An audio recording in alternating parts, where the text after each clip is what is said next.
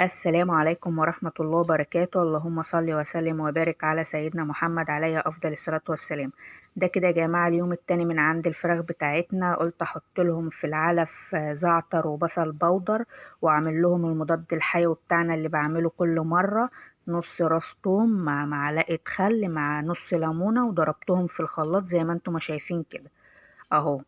ما شاء الله ضربتهم في الخلاط مع معلقة كركم. الوصفة دي جميلة جدا، رافع مناعة وفاتح شهية ولزيادة الوزن، ممتازة وملهاش أي أضرار وجميلة جدا. والزعتر جميل جدا، علشان يا جماعة بجد الجو اليومين دول ساقعة جدا جدا. فأنا يعني بصراحة خايفة عليهم، فأنا قلت إن شاء الله بإذن الله نعمل لهم رافع مناعة ونقوي جهاز المناعة عندهم. وأهم حاجة ندفلهم المكان، اهم حاجة ندفلهم المكان زي ما انتم ما شايفين كده. هو المكان لو ما كانش دافي ليهم ما كانوش هيبقوا متوزعين في المكان كده. انا حطلهم لمبة 200 عشان تدفلهم المكان. اهم حاجة لو حد هيجيب وهيربي وهيبتدي معايا دورة، لازم يا جماعة ندفي المكان اهم من كل شيء، علشان لو المكان مش دافي مش هيبقوا متفردين في المكان كده ومتوزعين زي ما انتم ما شايفين كده. ما شاء الله اللهم بارك. واهم حاجة يا جماعة نحط لهم الاكل الاول ونكون مجوعينهم. يعني انا كنت شايلة من قدامهم الاكل ساعة، يعني شلت لهم الاكل ساعة عشان ياكلوا معايا ويشربوا المضاد الحيوي اللي انا عاملاه. لازم يا جماعة نكون مجوعين الفرخ او الكتكوت معانا. يعني انا شلت من قدامهم الاكل والنشارة نضيفة زي ما انتم ما شايفين كده، وحط لهم لمبة 200 تدفلهم المكان. وما شاء الله الفراخ معانا زي الفل اهي، بسم الله ما شاء الله.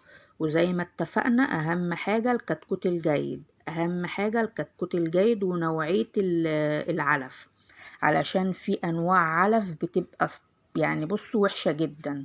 فاهم حاجة العلف. او انا هحط لهم بقى الخلطة اللي انا عاملاها المضاد الحيوي. هو رافع معانا مناعة من الدرجة الاولى. وبعدين التوم جميل جدا، فاتح شهية ومضاد حيوي طبيعي. او حطيت لهم معلقة على رتل المية، معلقة كبيرة على رتل المية زي ما انتم ما شايفين كده اهو. جميل جدا وريحته جميلة جدا، بتخلي ريحة المية جميلة جدا. فاتح شهية معانا ويخلي الفرخ يشرب معانا وياكل ما شاء الله. اهو بصوا، عادي جدا، انا ولا صفيت ولا اي حاجة. يعني المية كده فيها ليمون والخل وكل حاجة انا ضربها في الخلاط اهو. بصوا ما شاء الله جميلة جدا ومحدش يقلق من اي حاجة. انا الخلطة دي جربتها كذا مرة بصراحة ربنا. كنت جايبة مرة دورة فراخ وجبت معاهم المضاد الحيوي اللي بجيبه من عند الدكتور البيطري. والله والله كمان مرة ما عمل معاهم أي حاجة، وهو قال لي بيشتغل معاهم معه تنفسي. حطيت يومين لقيت الفراخ بردت معايا، وهم اصلا كانوا جايين من عنده عندهم برد. فانا كلمته قلت له يا دكتور الفراخ عندها برد وكده. قال لي شغلي لهم المضاد الحيوي اللي انا مديهولك 3 ايام. فبصراحة قال لي شغلي لهم المضاد الحيوي اللي انا مديهولك. فبصراحة جربته ما عملش معايا اي حاجة، ولقيت الفراخ بدأت ما تاكلش معايا وبردانين. هم اصلا كانوا جايين عشان احنا في الشتاء وكده فسقعوا. فقال لي معلش هم هتلاقيهم بس من الطريق وكده.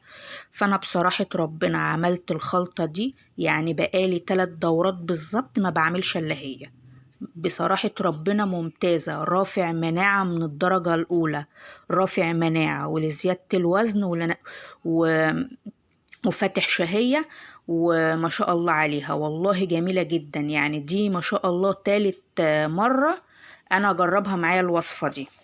معلقة خل مع نص ليمونة مع نص راس توم صغيرة، وبضربهم التلاتة في الخلاط مع معلقة كركم. الوصفة دي أنا بمشي عليها 3 أيام متواصلين. يعني بعمل الكوباية اللي انتوا شفتوها دي وبمشي عليها 3 أيام متواصلين. ما شاء الله روعة روعة روعة. وانا جربتها في كذا دورة، رخر من ساعتها ما بقيتش اجيب اي علاج من عند الدكتور البيطري. يعني احنا عندنا احلى مضاد حيوي في البيت.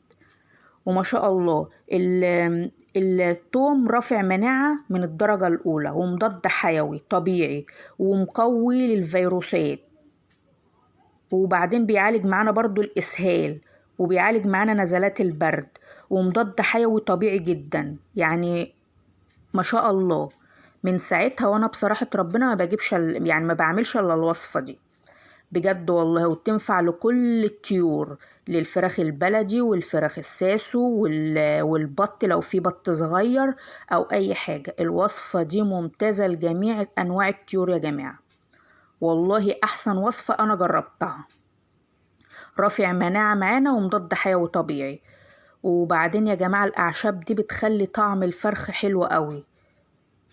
والزعتر جميل جدا، قاتل للجراثيم والبكتيريا، وطارد للديدان، ومضاد للإسهال، وبيعالج التهاب الشعب الهوائية، ورافع مناعة، ومضاد لنزلات البرد، ومنشط للدورة الدموية. يعني بصوا الزعتر كمان ممتاز جدا وفاتح شهية ولزيادة الوزن. بصراحة مخلي العلف ريحته جميلة جدا. ياريت الفيديو يعجبكم. السلام عليكم.